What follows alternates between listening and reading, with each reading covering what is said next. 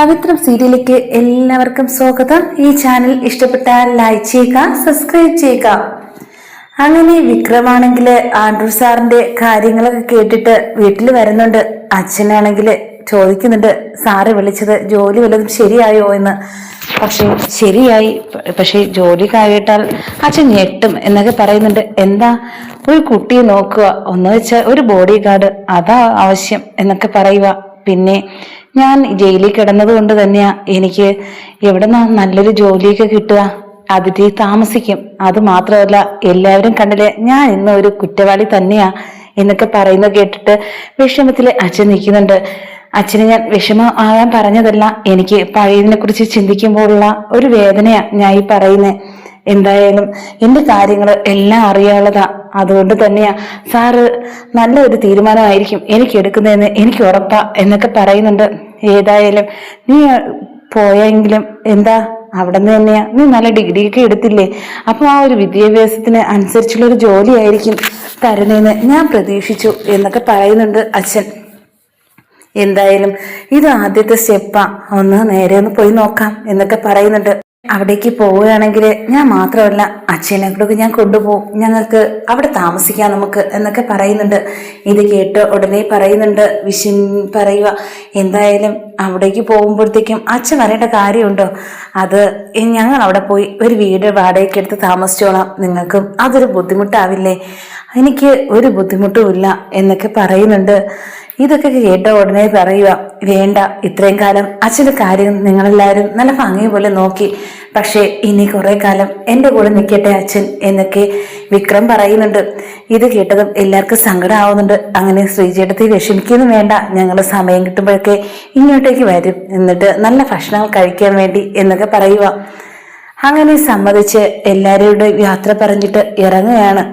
അങ്ങനെ പുതിയൊരു സ്ഥലത്തേക്ക് പോകുമ്പോൾ തന്നെ എല്ലാവരുടെയും മനസ്സിലുള്ളത് ഇനി അവിടെ എങ്ങനെയായിരിക്കും വിക്രമിന്റെ ജീവിതത്തെക്കുറിച്ച് എന്നൊക്കെ അച്ഛൻ ചിന്തിക്കുന്നുണ്ട്. അങ്ങനെ ഒരു അച്ഛനും മകൻ താമസിക്കുന്ന വീടിന് അടുത്ത് തന്നെയാണ് ഇപ്പോൾ വിക്രമൻ താമസിക്കാൻ എത്തിയിരിക്കുന്നത്. വന്നിറങ്ങിയതും അവിടെയുള്ള അയാൾ വന്ന് സംസാരിക്കുന്നുണ്ട്.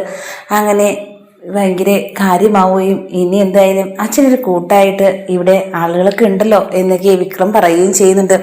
വിക്രമിനെ എല്ലാവർക്കും അറിയാം എന്ന് പറഞ്ഞപ്പോഴത്തേക്കും പറയുക, എന്തായാലും ഫേമസ് അല്ലേ ഞാൻ, ഇവിടുത്തെ ലോകം മൊത്തം ഈ ന്യൂസിലൂടെ വിക്രമിന്റെ കാര്യങ്ങളായിരുന്നില്ലേ പറന്നു നടന്നത്, അതൊരിക്കലും മറക്കാൻ പറ്റില്ലല്ലോ അല്ലേ എന്നൊക്കെ ചോദിക്കുന്നുണ്ട്. വിഷമിക്കാൻ ഞാൻ പറഞ്ഞതല്ല മോനെ, പക്ഷേ ഞാനാണെങ്കിൽ സത്യം ഞങ്ങൾക്കറിയാലോ, ചെയ്യാത്ത ഒരു കുറ്റത്തിനാ വീണ്ടും ജയിലിൽ 5 വർഷത്തോളം കിടന്നത്, പക്ഷേ അതാലോചിച്ച് അവന്റെ ജീവിതം പോയത് എന്നൊക്കെ വിക്രമിന്റെ അച്ഛൻ പറയുന്നുണ്ട്. ഏതായാലും ഇനി പുതിയൊരു ജീവിതമാ, പുതിയൊരു തുടക്കം എന്ന രീതിയിൽ നല്ല രീതിയിൽ പോട്ടെ എന്നൊക്കെ പറയുന്നുണ്ട്.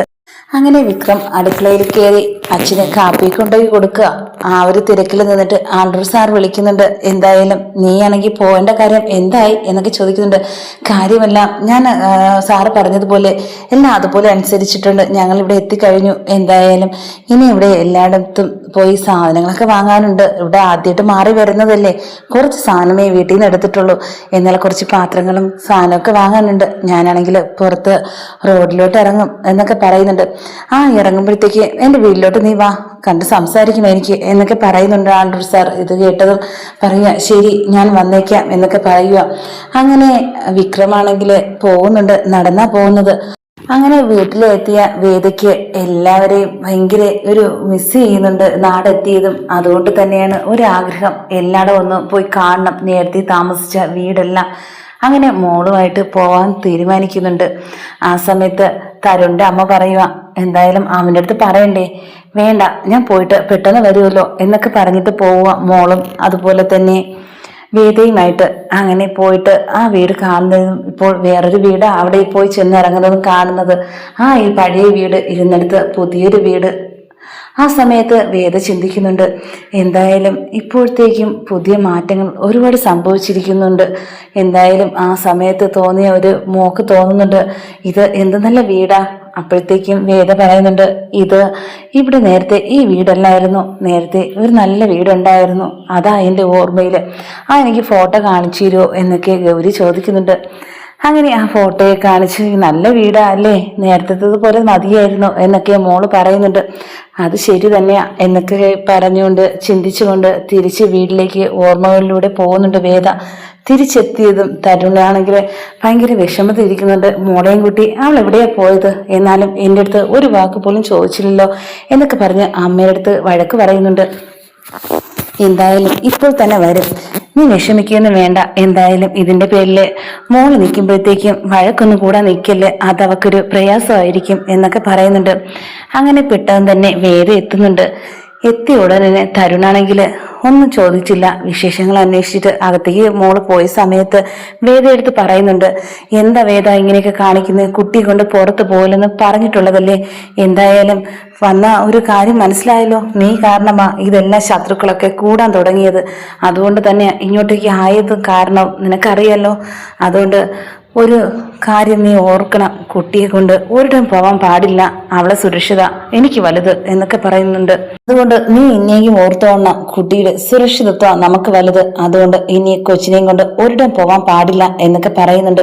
ഇത് കേട്ടതും ഉടനെ തന്നെ വേദിക്ക് ദേഷ്യം വരുന്നുണ്ട്. എനിക്കും അവളിൽ അവകാശമുണ്ട്, എന്തിനാ ഇങ്ങനെയൊക്കെ പറയുന്നതെന്ന്, നിനക്ക് എന്ത് അവകാശമാ, നീ ആണെങ്കിൽ ഇവിടെ മോളെ നോക്കാൻ വന്ന ഒരു വളർത്തമ്മ രീതിയിൽ മാത്രമേ ഉള്ളൂ, അല്ലാതെ നിന്റെ സ്വന്തം മോളൊന്നും അല്ലല്ലോ എന്നൊക്കെ പറയുന്നുണ്ട്. ഇത് കേട്ടതും മിണ്ടാതെ നിൽക്കുന്നുണ്ട് വേദ. ആ സമയത്ത് തന്നെയാണ് തരുണ് ദേഷ്യപ്പെട്ട് അകത്തേക്ക് കയറി പോകുന്നുണ്ട്.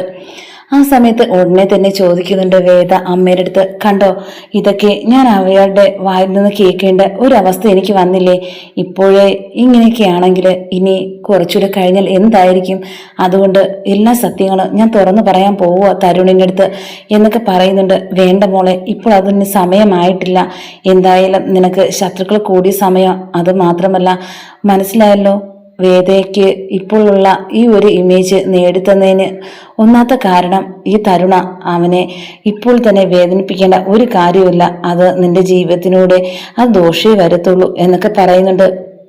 ഇത് കേട്ടതും പറയുക വേദ, ഇല്ല ഇനി ഇത് പറയാതിരുന്നാൽ ശരിയാവില്ല, അല്ലെങ്കിൽ എന്നെ ആ ഒരു ഇതിലെ എൻ്റെ മോളും കാണുകയുള്ളൂ, എന്തായാലും സ്വന്തം അച്ഛനല്ല അന്ന് സത്യം തിരിച്ചറിയുന്ന ആ നിമിഷം ഏത് ആയിരിക്കും അവസ്ഥ എന്ന് എനിക്ക് പോലും പറയാൻ പറ്റുന്നില്ല എന്നൊക്കെ പറയുന്നുണ്ട്.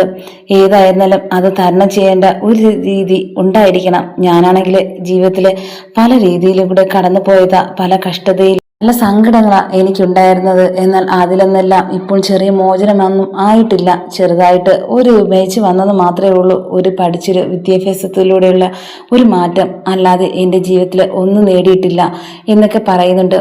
എന്തായാലും ഞാൻ പോയായിരുന്നു, ഞാൻ ജയിലിൽ പോയി സൂപ്രണ്ടിനെ കണ്ടായിരുന്നു, അവിടെ വെച്ച് വിക്രമിനെ കാണണമെന്ന് പറഞ്ഞപ്പോഴത്തേക്കും വിക്രമാണെങ്കിൽ അവിടെ ഇല്ല, റിലീസായെന്ന ഞാൻ അറിഞ്ഞത്.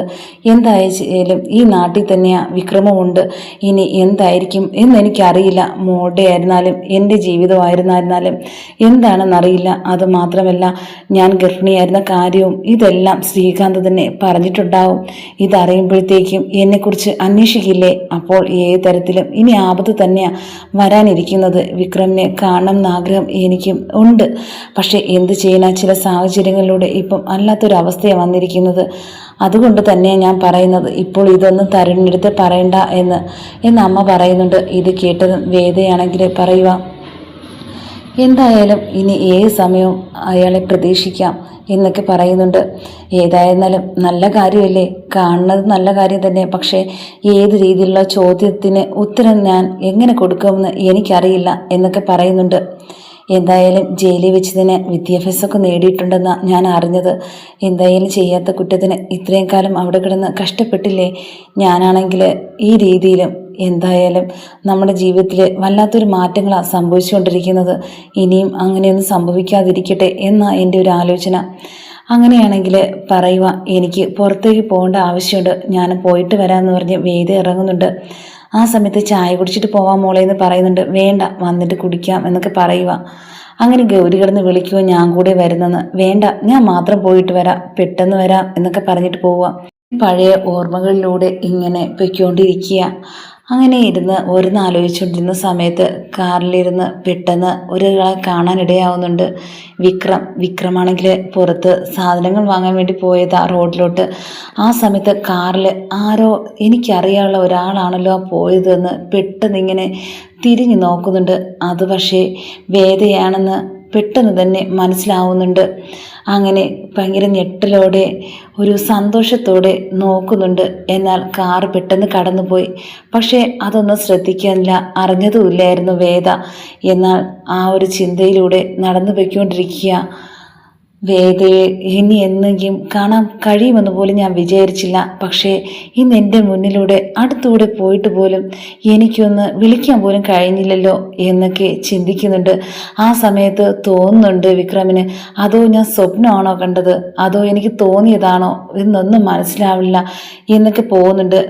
പക്ഷേ ഒരു കാര്യമുണ്ട്, പുതിയ രൂപത്തിലായതുകൊണ്ട് തന്നെയാണ് വേദയ്ക്ക് തിരിച്ചറിയാനും ചെറിയൊരു പ്രയാസമുണ്ട്.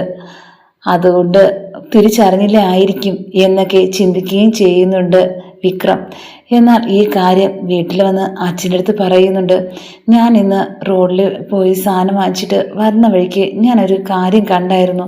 പക്ഷേ അത് സ്വപ്നമാണോ അതോ എനിക്ക് തോന്നിയതാണോ എന്നൊന്നും അറിയില്ല. ഞാനിങ്ങനെ വഴിയിൽ നടന്ന് പോയപ്പോഴത്തേക്കും ഒരു കാറ് പെട്ടെന്ന് പാസ് ചെയ്ത് പോയി. ആ സമയത്ത് എനിക്കത് വേദയെ പോലെ തോന്നി. പക്ഷേ ഞാൻ വേദയായിരിക്കണമെന്ന് പ്രാർത്ഥിച്ചു. പക്ഷേ ഞാൻ തിരിഞ്ഞു നോക്കിയും പെട്ടെന്നങ്ങ് പോയായിരുന്നു. അത് നീ തോന്നിയതായിരിക്കും എന്നൊക്കെ പറഞ്ഞ് അച്ഛൻ സമാധാനിപ്പിക്കുന്നുണ്ടായിരുന്നു. എന്തായാലും എല്ലാം ശരിയാവും. ഇപ്പോൾ അതിനെക്കുറിച്ചൊന്നും ചിന്തിക്കേണ്ട.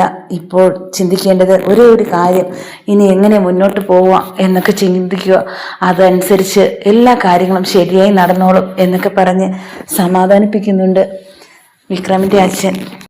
വിക്രമിന്റെ അച്ഛൻ പറയുകയും ചെയ്യുന്നുണ്ട്, ഞാൻ തന്നെ നീ ഈ മുടിയും അതുപോലെ തന്നെ ആ താടിയെല്ലാം എടുത്തപ്പോഴത്തേക്കും പെട്ടെന്ന് വേറൊരാളായി നീ മാറിക്കഴിഞ്ഞു. ഇനി നിന്നെ തിരിച്ചറിയാൻ വരെ ആളുകൾക്ക് ഇത്തിരി പ്രയാസമായിരിക്കും എന്നൊക്കെ പറയുകയും ചെയ്യുന്നുണ്ട്. അത് എനിക്കും തോന്നിയതാ. ഞാനാണെങ്കിൽ പണ്ട് എങ്ങനെയായിരുന്ന ഈ കോലത്തിലിരിക്കുന്നേ, അതുകൊണ്ട് എനിക്കൊരു പ്രത്യേകത എനിക്ക് തോന്നുന്നുണ്ട് എന്നൊക്കെ പറയുന്നുണ്ട്.